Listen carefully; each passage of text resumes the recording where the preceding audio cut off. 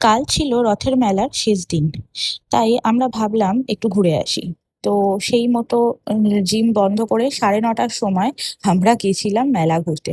তো ওখানে এসে আমাদের জিমের অনেক মেম্বারসদের সাথেই ওখানে দেখা হয়ে গেল।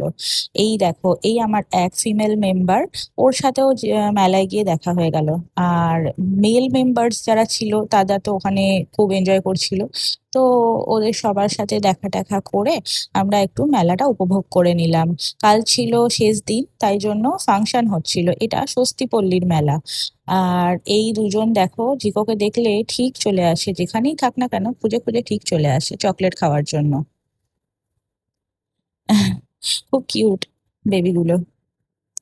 তো তারপর আমরা রাস্তা ফাঁকা দেখে সোজা অনেকটা দূর ঘুরতে চলে গেলাম। আর বর্ধমানবাসী তোমরা তো সবাই জানোই যে আমরা কোথায় ঘুরতে এসেছি। রাত তখন বাজে 11টা, রাস্তা পুরো ফাঁকা। আর এটা হচ্ছে বর্ধমানের প্রাণ কেন্দ্র কার্জন গেট।